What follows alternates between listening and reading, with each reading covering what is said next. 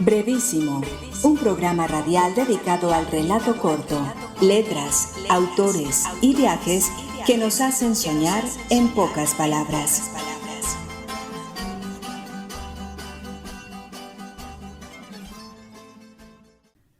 Hola, bienvenidos a una nueva emisión de Brevísimo, un programa dedicado a las formas breves de la literatura. Yo soy Mauricio Montoya y le doy la bienvenida a mis compañeros de mesa. Hoy, en nuestra modalidad temática, hablaremos sobre el testimonio como una de esas formas literarias en las que se pueden condensar elementos psicológicos, jurídicos y experienciales.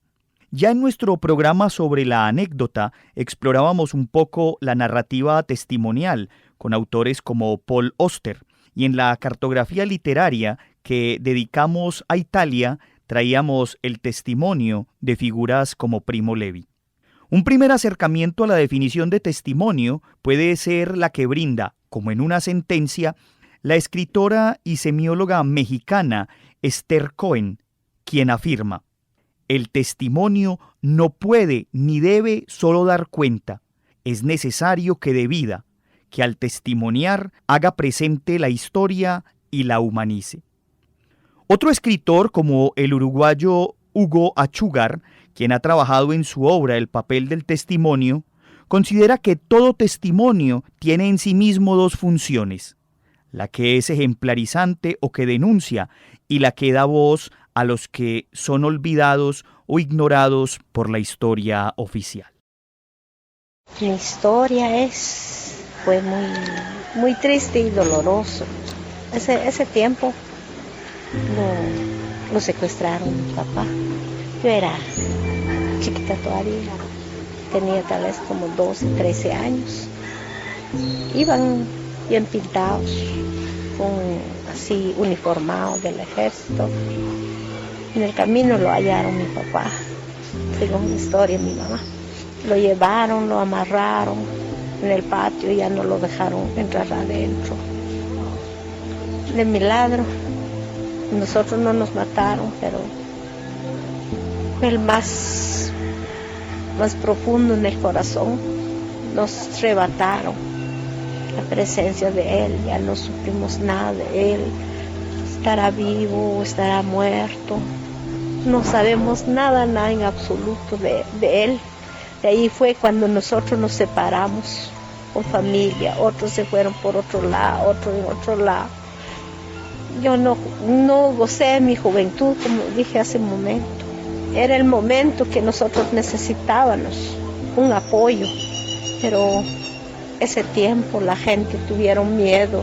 Cada quien se fueron a posar en casas ajenas en el pueblo, otros se fueron en otro lado. Nadie nos apoyó. Mi fina mamá se fue con la suegra de mi fina hermana. Allá se terminó todos los bienes que pertenecían a mi familia. Yo era patoja todavía. No sabía nada de la vida. Digo yo a veces deseaba tener mi papá o tener mi mamá en la par. A pesar que ya soy mayor de edad, pero me acuerdo todo, pero de mi niñez nunca se me olvida, jamás se me va a olvidar. Y llevo esta tristeza, este dolor dentro de mi corazón hasta en mi tumba. Escuchábamos el testimonio de Cristina Ponce Pacay, una comadrona de la región de San Pedro Carchá de Guatemala, en el que ella relata la historia de la desaparición de su padre durante el conflicto armado que azotó a ese país centroamericano. Guatemala vivió un conflicto armado de 36 años, entre 1960 y 1996, el cual estuvo marcado por golpes militares, por el surgimiento de diferentes movimientos guerrilleros, por la persecución a opositores, secuestros, desapariciones forzadas, atentados y continuas violaciones a los derechos humanos, especialmente contra los derechos de la población indígena. A pesar de los intentos de paz, se presentaron muchos sinsabores, como el asesinato de Monseñor Juan Gerardi en abril de 1998, uno de los promotores del primer informe para la recuperación de la memoria histórica, titulado Guatemala Nunca Más. Hay que decir que uno de los estudiosos contemporáneos que más trabajó sobre el tema del testimonio fue Paul Ricoeur, quien en obras como La hermenéutica del testimonio desmenuzó y analizó el concepto. Escuchemos al antropólogo e investigador Heymar Marín Toro darnos una pequeña visión de lo que pensaba este intelectual francés. Paul Ricoeur desarrolla el concepto de testimonio en varios de sus escritos, en particular en su obra La memoria, la historia y el olvido, en la que le dedica un capítulo entero y reflexiona sobre su importancia como forma de transmitir la experiencia y la memoria, y su relación con la verdad, la justicia y la ética. Asimismo, en Tiempo y narración, también aborda el mismo concepto en relación con la narración y la comprensión del pasado. En este analiza cómo la narración es una forma de testimonio que nos permite comprender la experiencia y la temporalidad de la vida humana.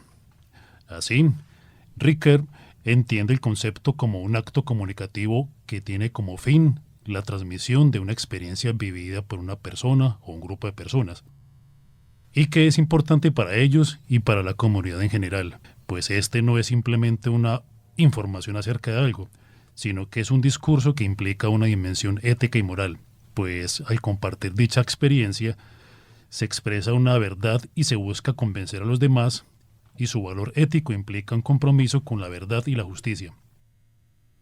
De esta forma, Ricoeur señala la estrecha relación entre la aserción de la realidad y la autodesignación del sujeto que atestigua, de la cual surge la fórmula tipo del testimonio, yo estaba allí, donde lo que se atesta es la realidad de la cosa pasada y la presencia del narrador en los lugares del hecho al nombrarse a sí mismo allí. Aquí observamos que esta autodesignación abre una situación dialogal. El testigo atesta ante alguien la realidad de una escena en la que dice haber asistido, ya sea como actor o como víctima, pero mediante el testimonio se convierte en un tercero respecto a todos los protagonistas de la acción.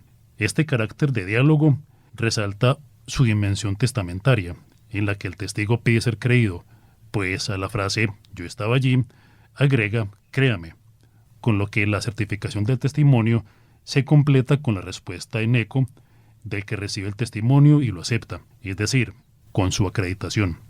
Vale la pena agregar que el testimonio, como acto comunicativo, está basado en la confianza, pues quien atesta debe ser creíble y su testimonio debe ser verdadero.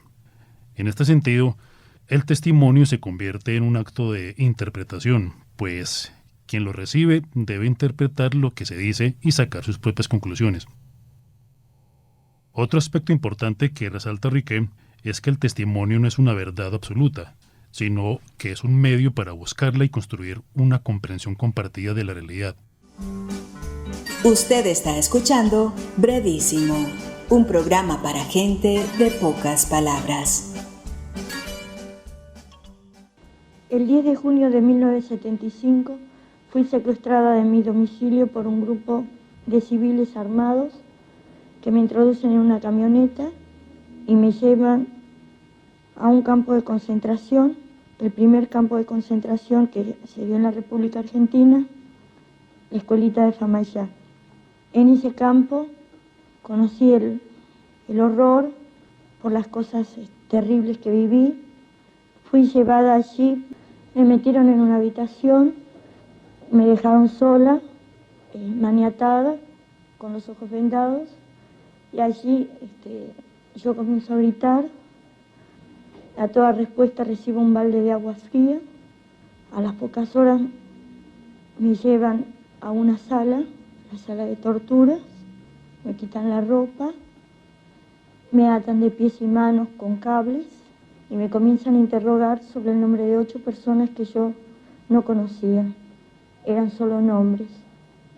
A la par mía había un médico donde me tomaba el pulso, y yo tenía muchas convulsiones, y donde él daba la orden de seguir.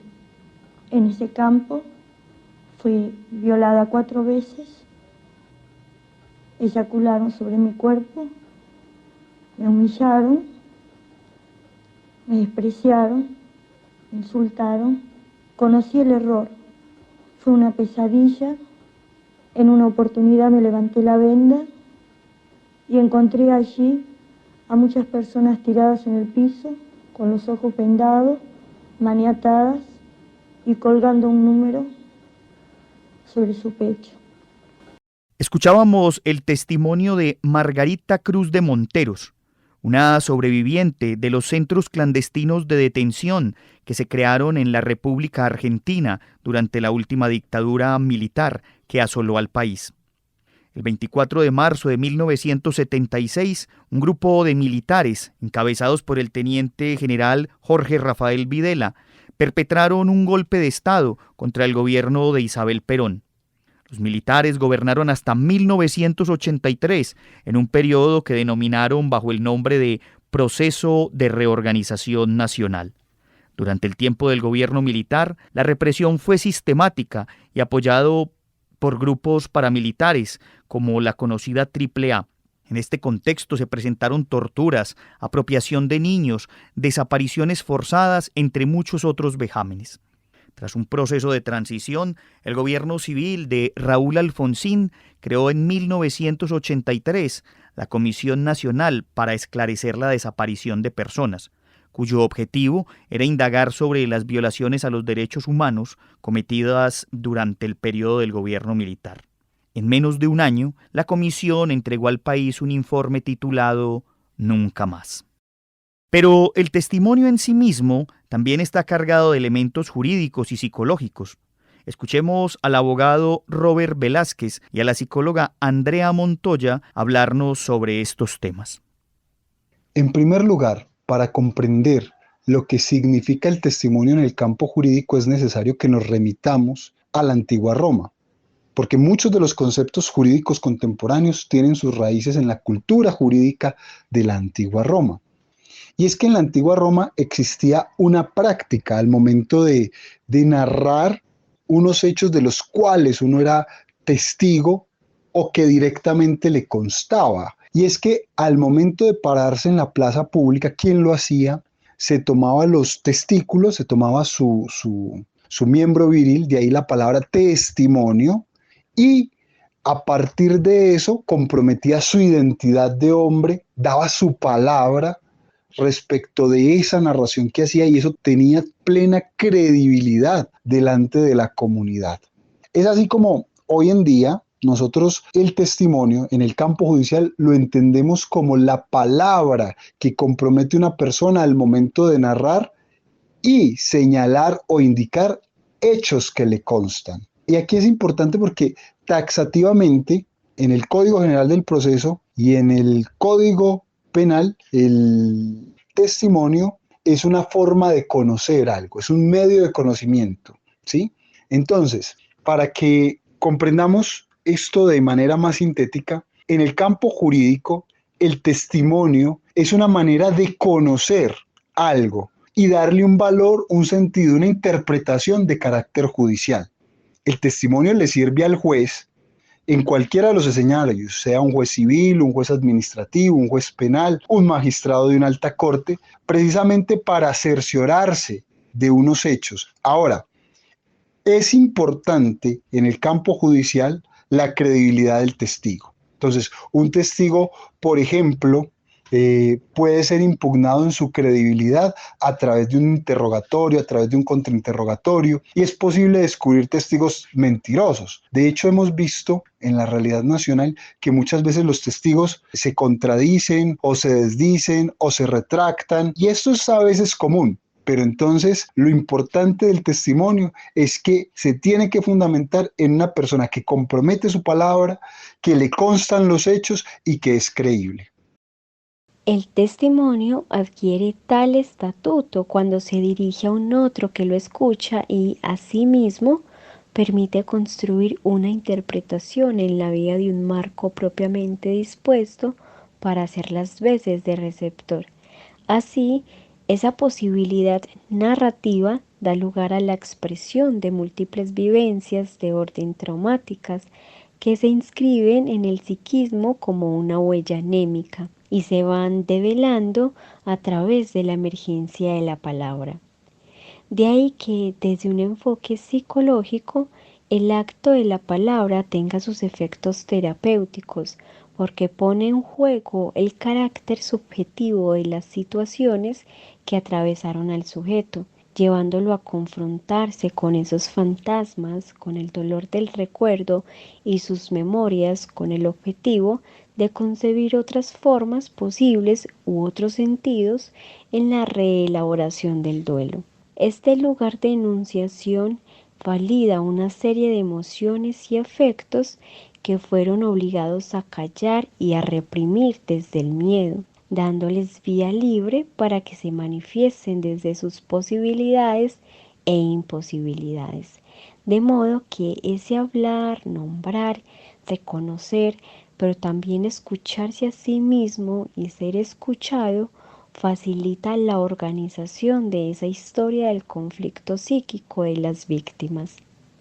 Entre otras cosas, el solo hecho de que las víctimas sientan que su historia y su verdad será escuchada y validada constituye en sí mismo un acto reparador porque da voz y rostro al dolor de la pérdida.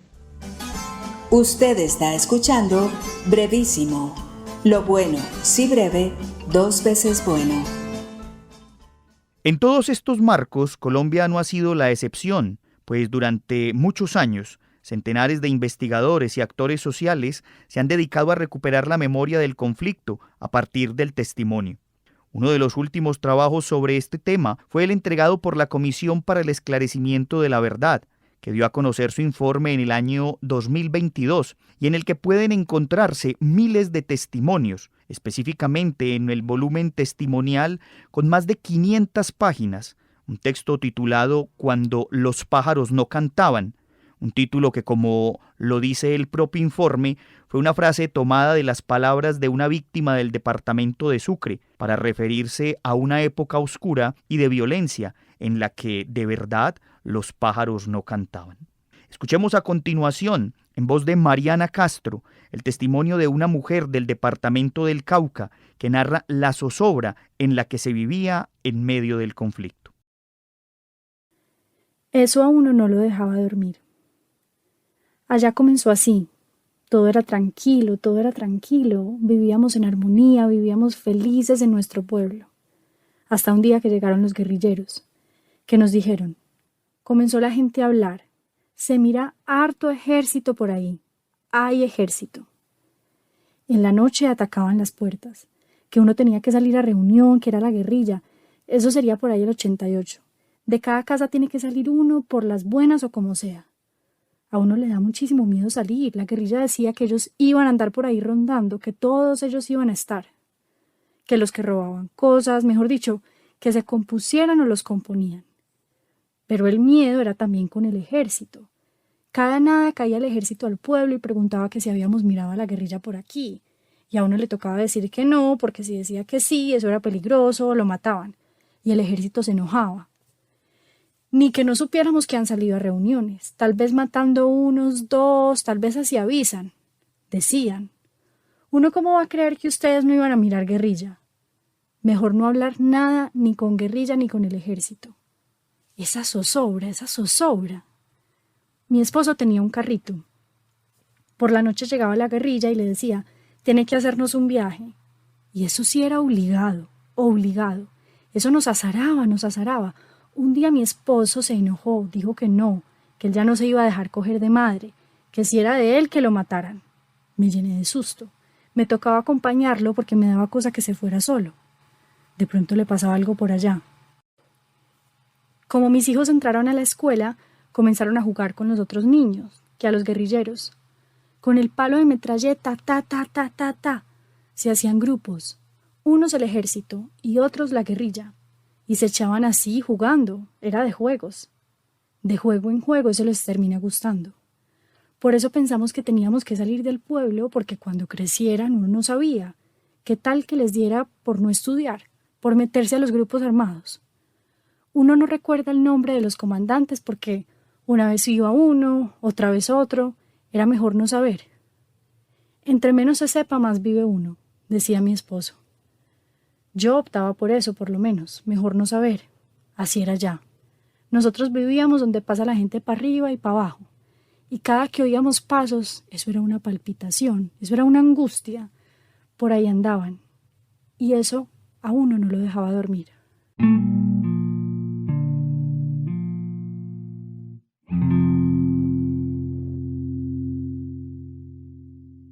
Además de todo lo que se ha dicho en el día de hoy, no podemos dejar de lado la fuerza narrativa y literaria que durante el último siglo ha tenido el testimonio. Escuchemos al doctor en literatura César Paredes hacernos una reflexión al respecto. No existe una definición precisa de lo que es un testimonio. Sin embargo, esta categoría ha sido utilizada para describir un amplio abanico de prácticas, escritos y gestos que buscan desafiar versiones oficiales de la historia y en su lugar visibilizar a los colectivos oprimidos. El género testimonial surgió en América Latina durante las décadas de 1960 y 1970 como respuesta a los conflictos políticos y sociales de la región. En la voz de una persona se encarna una historia de marginación social y persecución, a veces individual o a veces colectiva. No se trata de escritos eruditos, sino de relatos narrados por las propias víctimas o testigos de los hechos. Como género literario, su auge se dio con el reconocimiento que le hizo la Casa de las Américas en 1970, en plena caída de la figura del intelectual y como una nueva forma de imaginar las resistencias marginales. La relación entre brevedad literaria y testimonio es interesante, pues el género suele utilizar un lenguaje conciso y directo para transmitir su mensaje. Aunque hay testimonios extensos, como el clásico titulado Yo Rigoberta Menchú, escrito por la guatemalteca Maya Quiché en 1983. La literatura testimonial surgió en un momento en el que muchos países de la región estaban gobernados por dictaduras militares apoyadas por el gobierno de Estados Unidos. Los abusos generalizados contra los derechos humanos, incluidas desapariciones forzadas, tortura y ejecuciones extrajudiciales, requerían contarse de una forma distinta. Las víctimas de estos abusos a menudo estaban marginadas de la historia oficial, ya que se censuró a los medios y se suprimió la oposición política. En ese contexto, las víctimas comenzaron a contar sus historias y dieron forma al género testimonial. El género daba voz a los silenciados y desafiaba la narrativa hegemónica que los regímenes militares buscaban imponer. La primera gran obra de la literatura testimonial en América Latina fue la biografía de un cimarrón, escrita por el cubano Miguel Barnet en 1967. Y en 1970 el primer premio Casa de las Américas recayó sobre el libro La guerrilla Tupamara, de María Esther Gilio, textos que sentarían las bases de este modelo paradigmático de la construcción de memoria. La literatura testimonial ha ayudado a crear una comprensión colectiva y a poner el foco en realidades violentas que han terminado por llamar la atención de la comunidad internacional sobre problemas que de otra manera no se habrían conocido. Mientras que a finales del siglo pasado, en países como Chile, Argentina, Guatemala o El Salvador, la cuestión del testimonio había pasado a ser una discusión entre críticos y académicos, por lo que John Beverly había decretado que su carácter de urgencia había concluido en la región. En Colombia se revitalizó el género, debido a las prácticas derivadas de esas iniciativas que buscaban la paz. El género ha sido reutilizado especialmente por el trabajo de mujeres que han buscado hilar sus propias narrativas, ya no como una forma literaria nada más, sino como un repertorio amplio de prácticas culturales que incluyen la escritura, la oralidad y lo performativo. La culpa no es del río. La gente siempre dice, si no existiera el río no hubiera pasado eso, porque el río se convirtió en el cementerio prácticamente. Pero yo les decía, no le echen la culpa al río. El río no mató a la gente. Lo hacían porque para ellos era más viable que no lo encontraran rápido, de que se perdiera la evidencia. En el agua los pescados van a borrar las huellas. Es difícil que pues el cuerpo todavía tenga piel. Yo digo que el río fue beneficioso para los malos y que nosotros perdimos el lugar donde nos íbamos a bañar. Uno ya ni se metía al agua. Juro que desde el 2001, 2002 no volví a pescar. Desde que vi a un muchacho que lo sacaron del río. Las sardinas se le estaban comiendo una parte de la lengua, los ojos, la oreja. No volví a pescar. Yo era de las que me iba con la atarraya, yo misma la hice. Llevaba una mochilita roja y eso era lleno de sardinas, de pescado grande. Con las sardinas hacía atún, imagínate. Desde que vi al muchacho no he vuelto a saber qué es comerme una sardina, ni a pescar en el río. Me imagino a toda la gente, a todos los pescados que devoraron la gente. Y uno comerse esos pescados. Uno se pone a pensar en toda la sangre que ha caído al río. Uno antes se bañaba, tomaba de esa agua, iba a cocinar. Cogía agua del río y pues decía, el agua se hierve y no pasa nada, de hervida mata todo. Uno se tomaba el agua, le echaba un poquito de limón y tomaba. Ahoritica yo no soy capaz de tomar de esa agua. Ellos lo siguen haciendo, o sea, no en gran cantidad ni tan visible, pero igual siguen matando y tirando gente al río. Se perdieron muchas prácticas y muchas buenas costumbres. En el homenaje que le hicimos al río empezamos haciéndole una sanación. Lo hicimos en la balsa, donde montamos en las canoas. Le echamos flores, hubieron poesías alusivas, alabados. Comenzamos por reconocer que el río no tenía la culpa. Escuchábamos en voz de Mariana Castro el testimonio de una mujer afrodescendiente, una de las comunidades étnicas de Colombia que ha sido bastante golpeada por el conflicto. En su relato se intuye el miedo y el deseo de reivindicar y sanar a la propia naturaleza, especialmente al río, que también fue una víctima del conflicto y al que los actores armados convirtieron en cementerio. Con esto entonces terminamos nuestro programa del día de hoy. Agradezco a quienes me acompañaron en la mesa. Un agradecimiento especial a las voces testimoniales que escuchamos en este programa, a la Universidad Nacional por este espacio que nos brinda, a Jorge Benjumea en el máster, y a ustedes los esperamos para una nueva emisión de Brevísimo en la que continuaremos explorando la narrativa testimonial. Hasta pronto. Brevísimo, un programa radial dedicado al relato corto, letras, autores y viajes que nos hacen soñar en pocas palabras.